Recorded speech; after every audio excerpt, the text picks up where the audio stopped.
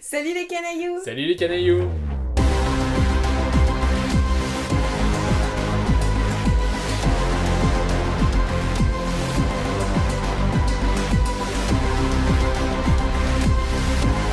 Aujourd'hui, on se retrouve pour une série mythique, Casa de Papel. Casa de Papel. Si vous n'aviez pas vu la partie 1 et partie 2, on avait déjà fait une critique dessus, on vous invite à retourner voir cette vidéo. Et à présent, on va vous parler de la partie 3 et 4, sachant que Netflix vient d'annoncer que la partie 5 sera la dernière. Partie 1, partie 2, on avait vraiment adoré, on vous avait fait le retour sur notre critique. On pensait qu'il n'y aurait pas de suite. Oui, je pense que ça mérite un petit replay d'ailleurs. Je pense que c'est pensé avec une partie 1, une partie 2 et une fin. A priori, il n'y aura pas de saison 3. Il n'y avait pas de suite prévue et moi j'étais contente, partie 1 et 2, c'était bien. Oui, ça pouvait se conclure comme ça. Partie 3, elle est sortie le 19 juillet. 2019. Ah ouais, 19 juillet 2019, ça fait déjà un an. Et du coup, moi, mon ressenti, c'était bien, mais ça faisait un peu, on veut faire une suite, du coup, on trouve un subterfuge pour pouvoir faire une suite. Et moi, j'ai été un peu déçue de la partie 3. Moi, je trouve que l'excuse du scénario pour la partie 3, ça passe. Par contre, j'avais l'impression que donc la partie 3 dure 8 épisodes.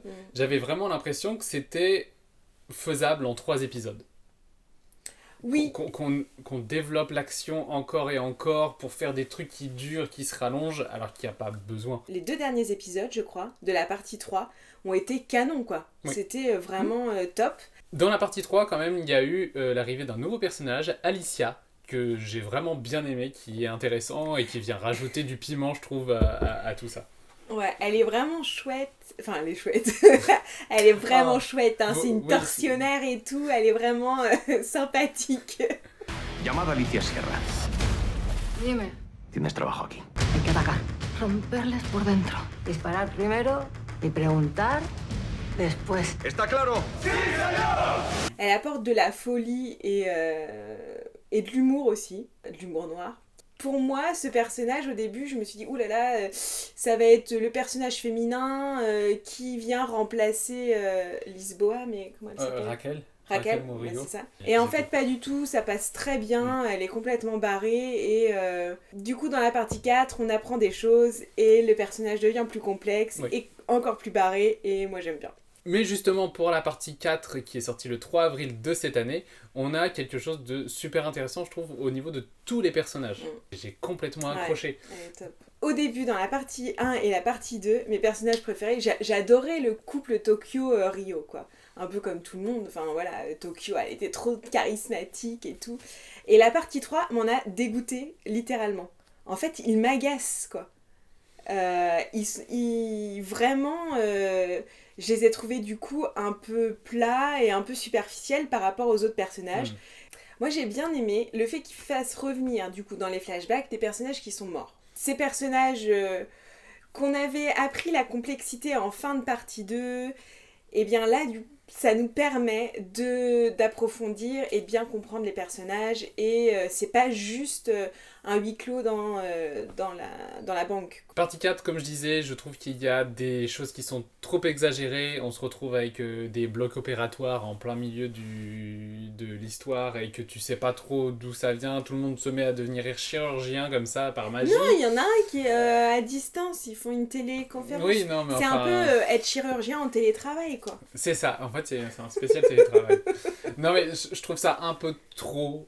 Too much. Ouais. Moi, c'est surtout les scènes d'action. Bon, que le professeur, il a tout prévu, qu'ils aient pris des cours pour être médecin, ils sont super forts, ils n'ont pas fait 10 ans d'études, mais ils arrivent quand même. De toute façon, n'importe qui peut être chirurgien, c'est oui, bon, ça ne demande pas non plus...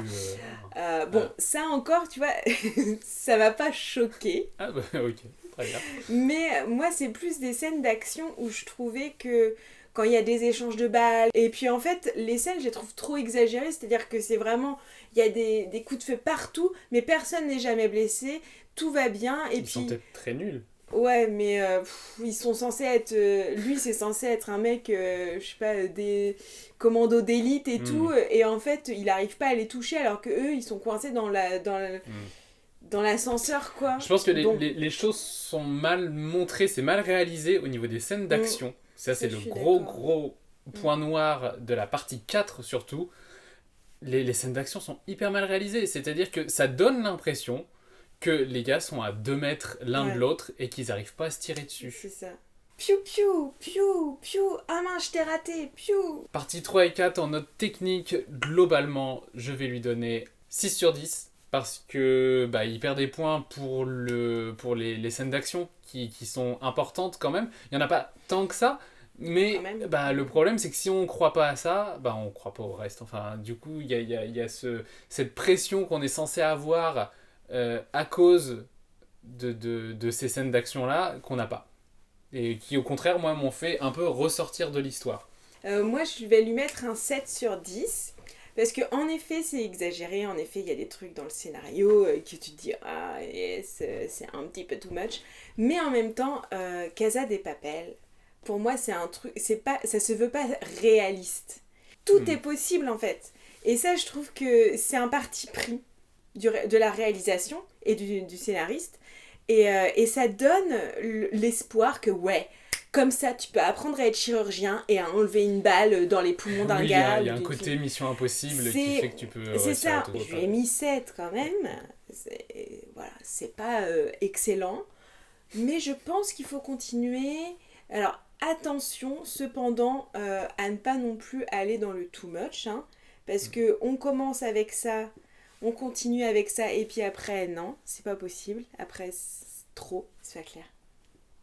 Et donc, en fait, oui, ça, c'est un peu du cœur. Donc, je lui mets 7 sur 10 pour la technique. Et je lui mets 8 sur 10. Parce que la partie 3, j'étais quand même un peu déçue. Par contre, la partie 4, elle est franchement bien. Une mention spéciale pour Nairobi. Une mention spéciale pour Palermo que j'ai vraiment... Alors, je le déteste, Je le déteste. Mais en même temps, j'adore le détester. Mais il y a plusieurs personnages comme ça. Il y a aussi Arturo qui... Ah non, mais lui, c'est un gros... Tu mettras un bip. Faudrait que je mette un bip.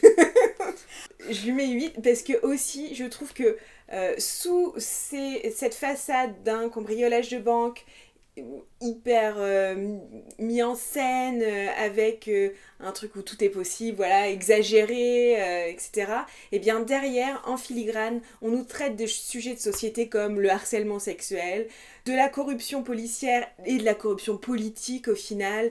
Il y a la question des médias qui est traitée, le point de vue des médias. Enfin, je veux dire... On a toujours la suite de la question du bien ou du mal, de est-ce que si tu braques pour des bonnes ou mauvaises raisons, qu'est-ce que ça donne, Et je trouve que ça, c'est vraiment une richesse de la série. Et je trouve que ces scènes-là, comme le moment où Alicia, elle va devant la presse, elles sont terrifiantes et montrées d'une façon que ça glace en fait. Et je trouve que ces passages-là, ces moments, je sais pas comment les appeler, ces moments-là, eh bien, ils sont super bien montés. Mais c'est ça qui est intéressant, c'est que du coup, ces moments-là sont bien pires que voler de l'or ou voler de l'argent. Mais oui, parce que ces moments-là sont vrais, je trouve. Tu m'as pas dit ta note de cœur. Bah non, mais j'attendais que tu me renvoies un peu le truc de « Et toi, qu'est-ce que... » Et ça toi m'intéresse pas, en fait. Pour moi, concernant la note de cœur, je pense que je vais lui donner 8 aussi. Parce que, franchement, j'attendais pas la partie 3. Et au fur et à mesure qu'on a avancé dans la saison 3, ça m'a vraiment plu. La fin de partie 3 est vraiment géniale. Sur la partie 4, moi ça m'a vraiment plu, en fait, tout m'a plu, le scénario, tout ça. Il y a vraiment le problème des scènes d'action qui fonctionnent pas. Il y a des superbes idées qui sont à l'extérieur du braquage, qui sont géniales. C'est qu'on passe aussi plus de temps à l'extérieur du braquage, et moi en fait c'est cette partie-là qui me plaît le plus. D'accord. C'est ça qui fait que j'accroche vraiment à l'histoire, et c'est ce qui fait que j'ai envie d'avoir la partie 5. Donc on attend tous la partie 5 pour savoir qu'est-ce que ça va donner. N'hésitez pas à nous laisser des commentaires, comme ça on pourra vous répondre et discuter avec vous de ce que vous en avez pensé. Oui, et puis défendre nos idées aussi. Non, parce que les gens qui viennent nous dire « Oh, je suis pas d'accord », c'est bon quoi. Vous avez le droit de mettre un petit pouce vers le haut si vous avez aimé, vous mettez un pouce vers le haut si vous n'avez pas aimé. Comme vous vous abonnez à la chaîne, même si vous êtes déjà abonné, vous vous rabonnez à la chaîne. Et puis on se dit à bientôt pour une nouvelle vidéo. Ciao les canailloux. Ciao les canailloux. Esto es una guerra. Actúa en consecuencia.